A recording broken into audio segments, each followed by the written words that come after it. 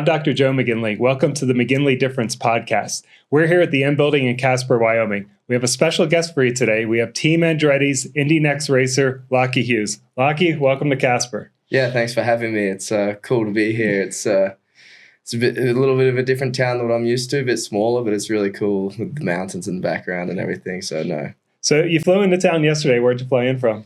Indy which is where I'm based now in the US. That's home base for me. Indy, then Denver, then into Casper. So it's I do a lot of traveling, growing up, racing. So I've seen some airports, and it's cool flying into a little airport like Casper. Yeah, it is a little small town feel when you come in. And I mean, that's why we love it. That's why we're here. So yeah, glad you're able to come out. This is your second trip out here. Yes. So yeah, it's great to be back. Lots of change since you've been here. Our company has grown quite a bit since you last been here. So it's great to have you back out here. Obviously, people are picking up on the accent here a little bit. Tell us where you're from. Where are you originally from? Yeah, so originally from Gold Coast, Australia. So that's where I've lived, all my life up until I decided to move to the US to race cars. I still get to go back enough that I don't miss home. I don't get too homesick. So I, spend the off season back home, which is great because it's summer. So get out of the cold in the US and get back home to the beach. So no, it's nice. How long have you been here in the States living full time? Yeah, so 2022, I moved over here. Wanted to come over earlier, but with the COVID and everything that was going on at home was quite bad still at the time. So yeah, I was able to get over here in 2022. And at first, wasn't sure how long I'd be here. It was really like here's, your opportunity, and I wasn't sure if I'd be back home, the next year. And, every single season so far has kind of been a bit like that. And, I'm still here, so it's going good. Good. Well, things are going well for you in racing. But, how does someone get started in racing? So how old were you when you first started racing? Yeah, so I got into it in a weird way because a lot of kids, whether it's, what different types of motorsport and stuff, usually get into it through their families, right? It's sort of like their dad drove or rode or whatever, So for me, my family have no background in racing, and we were actually on holiday in Phuket in Thailand, and because over there in Asia there's like no rules, so we went to like one of the local rental car tracks, and I was like little, I think 8-year-old at the time, and jumped in and just loved driving around. I wasn't like a motorsport fan or anything. I just like driving that around.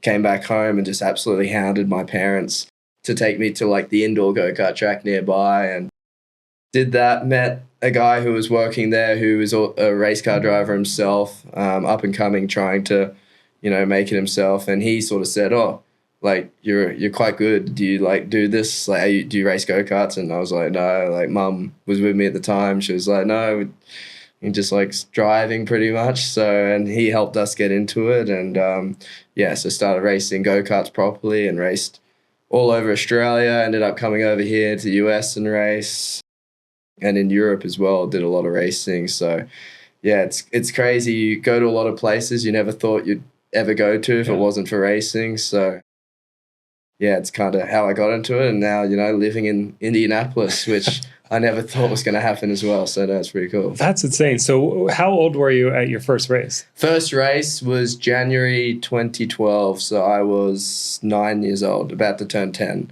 Are you serious? So got in the go-karts for the first time on a vacation at age 9, you're racing. Yeah. And how old are you now? Now I'm 22, so 22 at Indy with Team Andretti.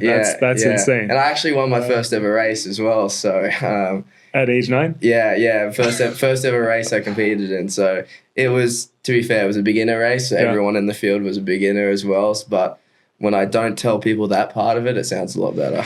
I mean, winning a race, any race, your first time, and starting at age 9, that's a little bit old for starting, right? I mean, a lot of kids start at age 3, 4, 5 even, right? Yeah. It's crazy, especially in Europe, how young some of the kids start. You look, especially when people's families are involved in racing. Like you look at Max Verstappen, and he was into driving. I'm sure as soon as he came out of the womb, he was driving. But I think from the age of 3, he was literally like racing. So it's Wow. yeah, it's crazy. Got into it late by that standard.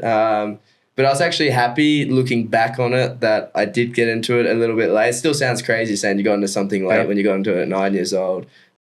But it gave me a little bit of a chance to, like, you know, for the first 8 years to sort of not be involved in motorsport and play, you know, all sorts of different types of sport and just, you know, sort of be a normal kid. Because once you start racing, especially like the way I was pretty almost psycho from day one. Just it was just racing. So wow. Yeah, it was nice to have that, you know, bit of life beforehand. So yeah, that's amazing perspective. We had another guest on here previously. You met him this past weekend at Supercross, Avery Long. Yeah. He has a similar story. He didn't start racing motocross till age 13 or 14, which is incredibly old for motocross racing. And now, you know, he's on essentially a semi-factory team and moving up the ranks, won multiple amateur titles. And he said the same thing. It's not a lot of wear and tear on his body. You know, mentally he was still into it and excited. And he had that same perspective that starting late actually was a benefit for him. So yeah, interesting to hear you say that, but impressive. You know, that's impressive to start at that age and end up where you are right now.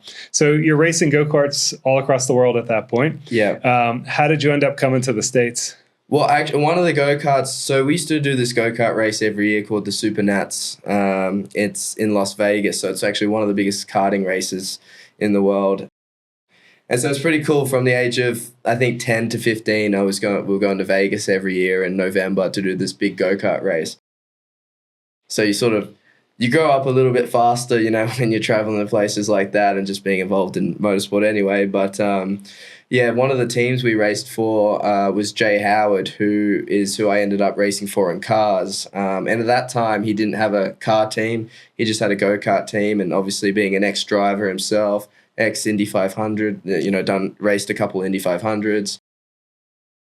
He, just sort of built a relationship with him off that one race. I think I was 13 at the time when I did that race, and always sort of stayed in touch. And he always sort of, you know, told me I should come to the US, you know, when I decided to go car racing. And I always sort of wanted to go to Europe. But as I got older and, you know, realized a lot more of how, you know, motor racing is and how expensive and the politics, especially going to Europe, realized, you know, how cool the American racing is, and obviously having the biggest race in the world with the Indy 500 involved. So, after that point, it was a no-brainer to come here, and it was a pretty easy contact to have Jay. We were talking to him for a while. I wanted to come over in 2021, but didn't quite have the budget together, and with how everything was back home, it was hard to find sponsorship, and able to pull it together for 2022 with Jay, and he helped me, and basically, you know, picked me up from the airport when I arrived, and was you know, literally the only person I knew over here. So it was, came over by myself. Jay picked me up. I hadn't seen him in like 10 years. Wow. So that's what got you started here in the US. Was that your first go at racing outside of karts? No, so I did the F4 in Australia for a little bit before COVID happened. Okay.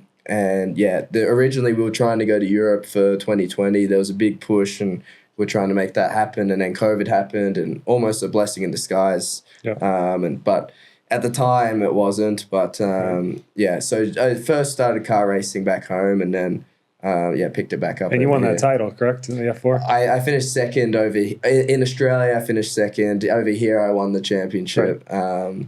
Had a few problems in my championship year back home when I lost it. Part of racing, you know, there's so much out of your control. So, and then you won it over here. And then won it over here, Okay. So you came over, was the F4 your first series over here? Yeah. Okay. Yeah. And did you win the title that first season? Yes. Wow, impressive. And what was that? What was next after that? Next after that was USF 2000, which puts me on the road to Indy, essentially.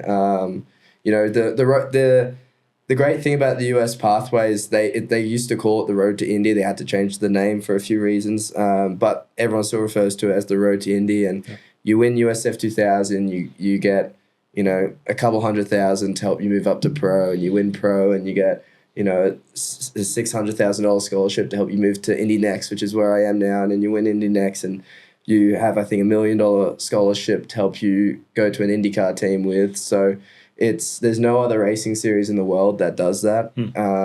Most series, especially in Europe, you can win FIA, you can win Formula 2, and the series will just give you a trophy, and you can miss out on an F1 seat. So wow. It's a great pathway we have over here. And yeah, when I did USF 2000, that was the first step, really being part of that pathway.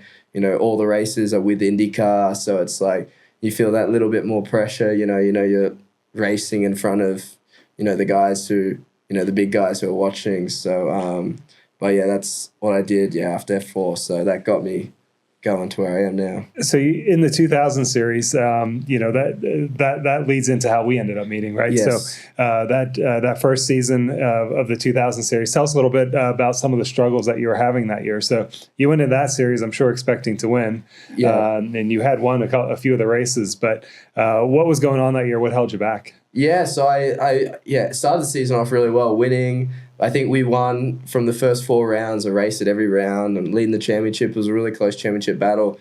And mid-season, I just struggled with arm pump really, really bad, and it killed my season. I wasn't really expecting it as well. I'd experienced arm pump once in a shifter go-kart back home, because they're just very brutal on you, just very physical, and would get arm pump doing that, but really never thought too much of it, never really bothered me too much. It cost me races and that, but I was just doing that to just stay sharp, and I thought I would never get it in a car. And when I did start getting it into a car, it was honestly the end of the world for me, because I'd rock up to a race. And it's a weird feeling when you rock up to a race and you can't win, and it's not due to, performance of the car or anything. It's just due to the fact that, you can't hang on. So it's always a matter of it's almost like a ticking time bomb. When's it gonna, blow up again? So what a lot of people know arm pump for motocross racing. It's when the forearms get swollen tight. They can't hold on the handlebars. It's pretty well known in that sport. We don't hear about it much in car racing, open wheel racing, things like that.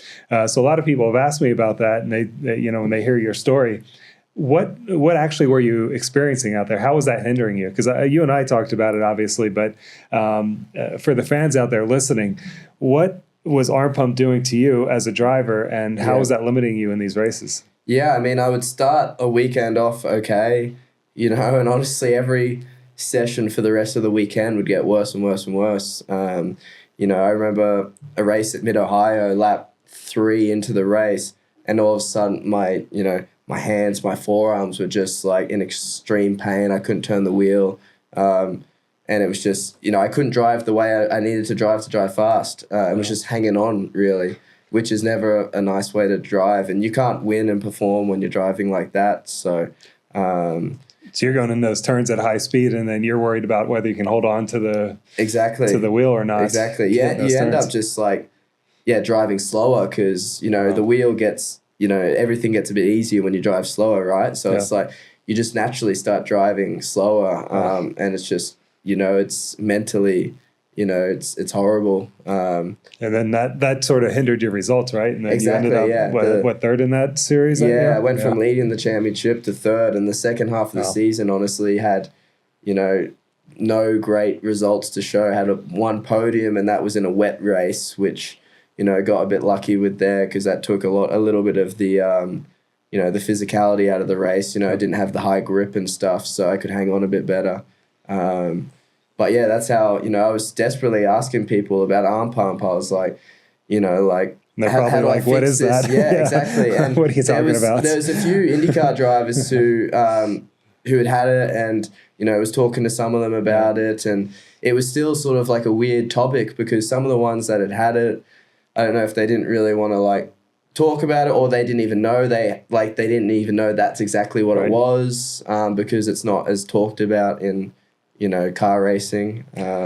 So how in the world did you find us? So you're coming up in the Road to Indy series and the 2000 series. You're getting arm pump. It's costing you races. You're probably not feeling great about all that. We're out here in Casper, Wyoming. How in the world did you find us? I think I honestly was trying to Google quickest cures for arm pump, and you guys were, I guess, one of the first searches that came up. So wanted it done. I wanted like I'd like a magical pill I could take and get back in the car, but obviously that's not possible. Right. But at the same time, I didn't really know why am I getting this, you know, like, so it was just searching online and came across you and the McGinley clinic, and you know, got in contact with you guys, and it was a pretty easy process from there. I just had to unfortunately wait for my season to finish, which it was, you know, around that time. It was actually around the last race of the championship. Yes. I found you guys, and actually I came straight to you guys after that weekend. So Yeah, we got you treated right before you went back to visit your family in Australia. What was it like making that decision to come to Casper, Wyoming for treatment, right? So you're, you know, in major cities and everything else and traveling around the world, and then you see that this specialized treatment's in Casper, Wyoming. What was that like, making the decision to, you know, say, this is where I'm going, I'm going to come out to Casper, and then you land in Casper, and it's a small town. Yeah, I think at first I was kind of like, where? Where am I going again? I mean, I knew Wyoming. Right. You know, was it Yellowstone? Is that nearby? Tetons, Yellowstone. Knew Wyoming, but didn't really know where Casper was. And remember landing in Casper the first time when leaving the airport, and I think I saw a deer walking around nearby, or a moose, or some one of those Not animals. A moose, but it's a deer or antelope, probably. You're probably right. I don't know my American animals well enough. But you know, I'm used to, you know, I've been to similar places back home, land in a small town and see, you know, kangaroos and emus jumping around, but it's like it's cool. It's like kind of like a different, you know, it's the American version of it. But yeah, no, it was the best decision I ever made. So we're the American Outback, huh? Yeah, pretty much. So no, it was honestly the best decision I made, coming here and meeting you guys, and learning more about, you know, different types of treatments you guys do. It's crazy just talking to you and learning about the amazing things you guys can do here. I mean, it's you know, groundbreaking stuff. So well, I appreciate that. I appreciate you coming out. And then, you know, you that leads you to the Pro 2000 series, right? And I mean, that was an amazing year. Yeah. So you get back in the car. Arm pump's obviously gone at that point. Yeah. You graduate up from the 2000s to the from the 2000 series to the Pro 2000 series, which is the next step in that road to Indy. What was it like having your arms back and not having to worry about those high speed turns? Yeah, it's crazy. It's like, just the confidence you get, and just it takes so much stress out knowing that it's just like, you can actually, like, if you do the job, you do the job, you know. It's not like, you know, every weekend, you know. I didn't even, sounds bad, I love racing more than anything in the world, but when arm pump was really bad, I didn't even want to go to the race, you know. It's like, because in the back of your head, you just like, no, it's just going to suck. Right. But yeah, no, that was awesome. I mean, won my first race back, St. Pete, you know, after having a horrible end to the season in 23. I came back and won the first race, and catapulted me into a great season that I probably wouldn't have had otherwise. Yeah, we got to watch you up in Toronto that year, and you won that race while we were there. And I mean, it was a blast. Just so exciting. It was the first time we got to see one of those races and hanging out with your team and everyone else. And yeah, it's just an incredible experience. And you go on and win that championship I mean, you had a pretty significant points lead at the end of the season. And you ended up winning the Pro 2000 series. And I mean, that's led to bigger and better things. So that catapulted you, one step away from Indy, right? So now you're in Indy next. Yeah. And you landed a spot on Team Andretti, right? So what was that? I mean, coming up and just going through the ranks and getting to this point, I mean, how did you feel when you got that call from Andretti and they got you onto the team? Yeah, it was awesome. I mean, I was talking to Andretti for a little while, and at first you're a bit nervous. You know, it's a big team, and you really want to desperately race there, right? And I really had to win the championship to guarantee a seat there. So after I won that, and then being able to talk to them and officially make it happen, it's been incredible. I mean, they're an IndyCar team as well as they race in so many other series. Right. They race in series all over the world, and just the name itself, Mario, still people talk about him today as one of the greatest racing drivers of all time. They've had success in Formula One, IndyCar, NASCAR, they've everything. So it's pretty prestigious name to have on the side of your car. But it's awesome. Yeah, you learn so much. at the moment, IndyCar is where I want to go, and the Indy cars are right next to where my car is. So it's being all in the same house, being able to talk to the IndyCar drivers. It's incredible. Yeah, you're getting all that support. I mean, not only just the cars, you're getting the mechanics, you're getting the name Andretti. I think they're involved in like 12 to 14 different series. Yeah, they're obviously involved in Formula One now with the Cadillac team. Yeah, that's got to be incredible. I mean, that's a powerhouse of motorsports being involved in that. What was it like getting in that car, the Indy Next car, for the first time compared to the 2000 car? I mean, how'd that feel? Honestly, it was like jumping in a spaceship at first. It was like just so fast. What's the top speed? I think at Nashville Super Speedway, which is an oval, we hit a top speed of around 200 miles an hour. Oh man, in the Indy Next cars. Yeah, wow. So obviously on road course, I haven't done an oval yet. We have one test coming up, but on road courses, obviously you're not going quite as quick because, the straights aren't as long. You got to brake for the corner, and it's different. But I still remember at Indy, my first test, the acceleration and the grip of these cars are much bigger cars, bigger tires, more downforce. So it's just more everything. The neck fell off pretty quickly. I had to quickly get in the gym and try to build up some neck strength because it's after 15 laps, my head was just bobbling around. But it's so cool. We even have like a push to pass button, so when that's only activated in the races, but it's like what's extra boost. It's like an extra boost, like a turbo boost. It literally is. So oh man, it's like you get like I think about around like 15, 20 extra horsepower from pressing it. Yeah, wow. And in the race you have about 120 seconds of that. So you have to be smart how you use it. Whether it's using it to defend or to attack. So it just adds another thing to the race, to make, some overtaking better on some difficult tracks and everything. But wow. No, it's so cool. It's more physical as well. This car, it has no power steering. So, wow. So you're on those road courses, no power steering. No power steering, no. Man. What's the horsepower? Do you know? I actually don't know. I don't know. Yeah. I don't know. Oh, I probably should know. Lots of people are going to ask you that question. That's going to be a good one. When you go back, ask your mechanic on that one. Because you're going to get questions on that for sure. Yeah. And then they're also going to ask how many additional horsepower that turbo boost is. That's fascinating. I know that one because I was reading the rules recently and it was saying something about it. And I was talking to my engineer. And he said, it gives you like an extra 15, 20. And I was like, oh, okay. But I don't know actually how much horsepower we have to begin with. Oh, man. So I just drive it. The other question you may not know and you're going to get asked is G-forces. What type of G-forces do you experience on those oval tracks? Yeah, on the ovals is like quite a lot because it's, quite constant. Yep. But I think it's around, regularly, I think it's around like 2.5 G, maybe 3, depending on the track, big braking zones, oval, if it's just that same, feeling the whole time. So it's... And how long are you out there for that race? Our races are roughly about an hour. So you're out there at 2 to 3 Gs for at least an hour? Yes, yeah. Wow. I mean, on the road courses, it's not too bad because it's like you get a little bit of break down the straight and then, the corners smash you. There's some tracks that are really high, road courses that have...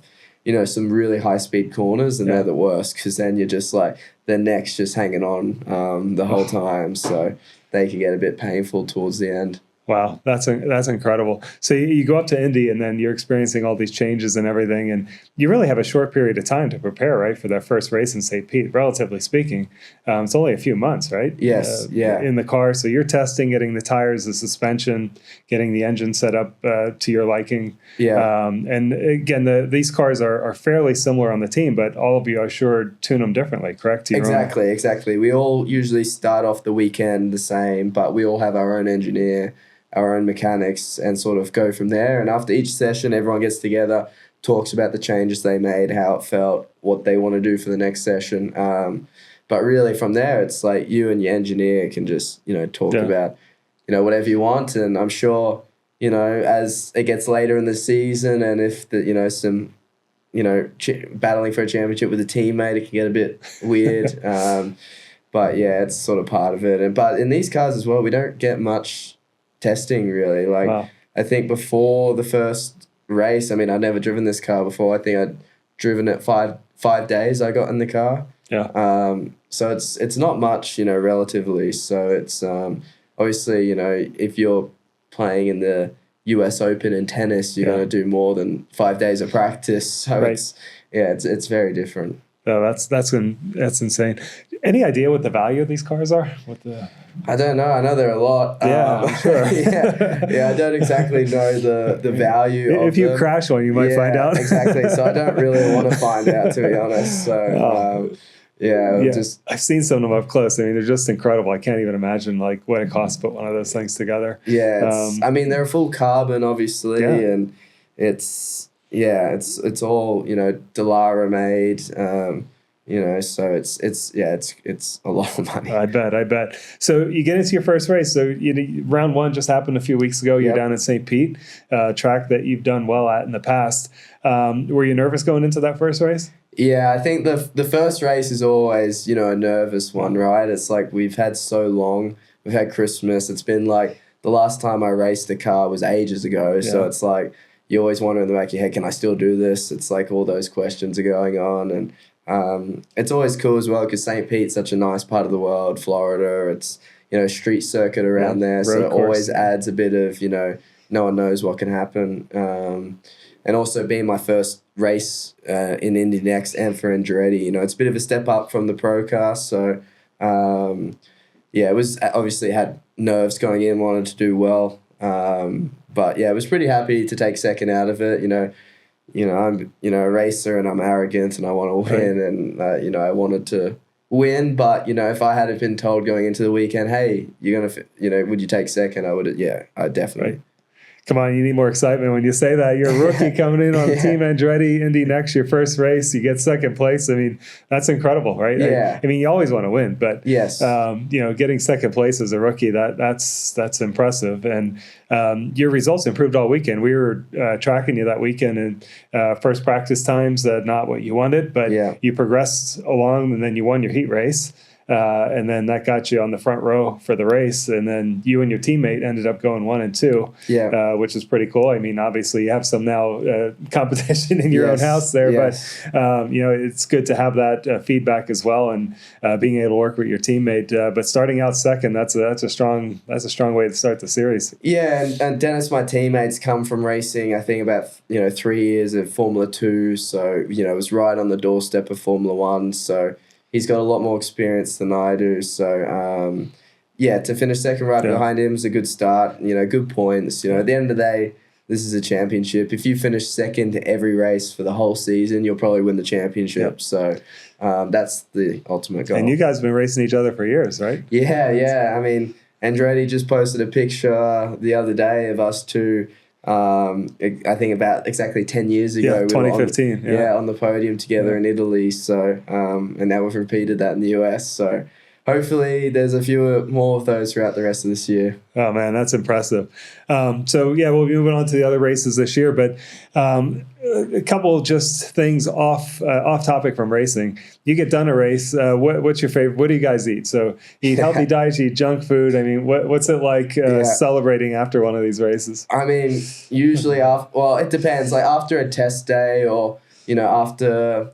I always try to get some protein in or something. Even after, one of the races, it's nice to get, straight away some protein in or something, some recovery stuff. But I mean, a lot of the time it's junk food. Like you're so healthy, for a while. It's so nice, at the end of a race weekend we're traveling as well a lot of the time. So it's kind of like, you might be in an airport and if you're heading to the weekend, you might not eat this, but at the end of the weekend, have Macca's or McDonald's, or a chocolate bar or something. It's nice. That's my race food on doing adventure racing. McDonald's, packed with calories, packed with salt, packed with fat. Exactly, and you never care after a race weekend. It's like it's it's just nice to have something a bit a bit dirty. Yep, to relax a bit. Yeah, because you have nutritionists and they have you on diets and everything during the week to be healthy and all that. Again, this is a bit different than my Everest diet, that's for sure. Yes. Yeah, it's good to relax and celebrate a little bit on that. What are some of your other hobbies outside of racing? What else do you do? What have you picked up since you've been here in the States now a few years. All your family are still back. Friends, family still in Australia. You're living in Indianapolis. Yes. When you're not racing, not training, what do you like to do? I mean, I love playing golf, which you've been able to help me with again. So, I've been having a bit of pain in my arms and haven't really been able to play lately. So hopefully now I can start getting back into that because, I love playing a game of golf with some mates. It's nice because, when racing, I mean, we can't get injured, right? So there's so many sports. So I can't really go riding a dirt bike or anything as much as I'd want to. I can't. Like if something happens, I just can't take the risk. But Indy's probably not the best for it, but I love, going to the beach and going, wakeboarding and stuff. Can't really do that in Indy. Back home, I would do that. And just, hanging out with mates. I love, it's hard because, in Australia, there's a lot more items I could list. But in Indy especially, can't quite do as much, but just hanging out with mates and golfing. Got golfers over. We took care of that for you today. So it's one of the reasons you're out here. The sports can be challenging. It is a struggle, right? Because you're a top pro in open wheel racing, and if you get injured even slightly, I mean that can tank your whole career, and they're not going to save your spot. They're going to fill the spot. And exactly. Yeah, it can be a struggle getting back into it. So that can be a bit challenging to deal with when all your friends and everything else are going out and doing all these other activities, and you have to be, much more careful of your diet. You have to be careful of your activities and everything as far as what you're doing. What are your goals for the rest of the season? What are you looking forward to? Yeah, hopefully, keep learning, keep progressing. Ideally, want to get that race win, get that as soon as possible, and challenge for the championship. Ultimately, I'd love to, win the championship this year. It's, tough. It's going to be a big step. Recently, Indy Next, no one's won it as a pure rookie for a long time. It's become a 2-year program. So if I was to win it in my first year, it would be a big statement. But yeah, I mean, some wins on the board, podium, stay consistent. Got a lot of, new tracks to learn, a lot of oval racing coming up towards the end of this year, which I haven't done much of as well. So it's going to be a new experience. And yeah, I mean, hopefully do a good enough job where, I'm knocking on the door of an IndyCar team and saying, sign me. So, that's the ultimate goal. Cool. And yeah, this past weekend we got to hang out with motocross, supercross racing in Indianapolis. We were out there with our privateer support program, the McGinley Clinic privateer support program. And you got to meet a lot of those guys and the mechanics. And that was your first supercross that you were at. They had an Indy experience with some of the other IndyCar drivers, some of the Indy Next drivers. So you got to hang out with the Honda factory riders, the KTM factory riders, and got to walk the track. What was that like? I've gotten to walk the track a few times. It's different than on TV. What was that like when you were out there? Oh, it was nuts. I wasn't expecting it to be, honestly, the dirt to be as hard as it was. Seeing some of the, I don't know what you call it, but like the grooves in the track. It's crazy. And we were honestly, when I was talking to some of the other IndyCar drivers that were there, we were just honestly just going like, it's crazy. I mean, these guys, they're just crazy, so it's, I don't know how they have, the confidence, especially like, I remember standing on where the start finish line was, and the jump from there to like the other side was massive. Just walking up and down it was hard. And so I couldn't imagine, just launching it, on a bike through there. It's just, it's crazy. Those guys are insane. Yeah, I mean, those are the best of the best in the world, and they make it look easy. When you watch it on TV, you're like, I can do that. But when you get out there, you're like, man, I can't even walk this track, let alone ride it. So you got to be there with, there were several of you guys, right? It was like 7 or 8 drivers there. So that was cool to have them there. There's a lot of cross promotion now between the sports, especially the big networks covering it. So NBC, Peacock's covering motocross. Fox is covering Indy throughout the whole series. It's really elevating the pro sports, motorsports. We're seeing a lot more fans. I mean, you saw how packed the pits were all day long. Even, over at our privateer trailer, we had people in line to get autographs all day long. It was just insane. And walking around, crowds were there all day from, noon all the way up till 10 p.m. at night. It's just packed. It's crazy as well seeing the crowd for Hayden Deegan as well, and obviously I race against his sister, so it's crazy to see go to what event where they're more known for, and to see the amount of fans they have is unbelievable. Yeah, Hayden had a line there all day long, and Haley Deegan's involved in Indy Next. Yes, they did some really cool cross promotion out at the Speedway as well, and I saw some pictures of that. That was really cool. So it's wonderful to get the motorsports fans across multiple sports involved, and you guys are part of that. You're part of that with Team Andretti, and that trickles from Formula One all the way down through all the motorsports ranks. And it's really cool to see that. So we're looking forward to going to see some of your other races this year. I think Road America is the first one I'll be at in person to watch your race. We'll be at the 500 with you as well. But you're obviously not racing that one. Not yet anyway. No, not yet. No, hopefully 2026. There you go. So we'll see you at Road America. You have another race before then, so we'll be cheering you on remotely for that. Any last comments or questions for those listening on, racing, what it's like with Andretti or these cars? Yeah, no, I mean, I would just say, tune in to, Fox FS1, when we're racing, and, even if you're not a car racing fan, just tune in and, see what it's like. You might find something you really enjoy. So, Yeah, one thing that I forgot to mention is we're one of your sponsors this year as well. We sponsored you back with the Pro 2000 series, and then you're one of your major sponsors this year. So that's been fun to be part of and be part of that growth. And we did it with Avery Long in motocross as well. And, now we have our own privateer support program. So we've grown pretty quickly in that, and hopefully that continues in motorsports. I'm a fan of all I watch it all weekend long when I'm not training and working out. So it's fun to actually be there at the tracks, and it's great supporting you. I mean, you've been wonderful to work with. Your whole team's been wonderful, and we're looking forward to that continued relationship with Team Andretti, and watching you move up in the ranks here, continue to move up and get some race wins this year, and hopefully pull off that championship. It'd be cool to see our logo up there on that podium again. That was. I'll be trying. That's for sure. Now that, after I've been here and seen you and got some work done, hopefully, full push for the championship. And back to golfing. Yes, and back to golfing. Good. Well, I appreciate you coming out, Lochie. It's been wonderful having you here today. Glad we were able to get you taken care of. You got to spend a day or two here in Casper, and then you'll be heading back to Indy tomorrow. Yeah. It's great we had some time to catch up and talk to the fans and let them know what you've got going on. For those that are interested, for the motocross, the McGinley Clinic Privateer Support Program, you can see that on Peacock and NBC each week throughout the season. And then for Lochie, he's on Fox Sports, so Fox FS1, right? That's the main coverage of that.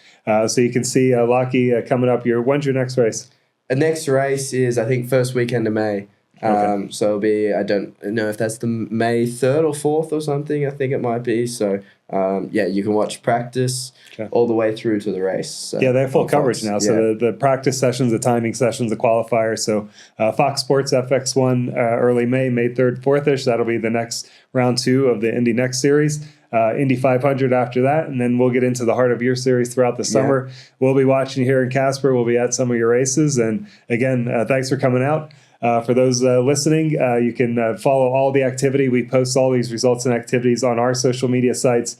You can follow us on Instagram, Facebook, Twitter, LinkedIn we post on as well. So go to any of those sites. Instagram is going to be the main one with the activity. Track the motocross team, track Lochie with Indy Next. And if you have any questions about orthopedic problems or injuries, you can always reach out to us here, McGinleyClinic.com. Visit us here in Casper. We also have an office up in Gillette. Thank you. Thank you, Lochie. Great having you here today. Me.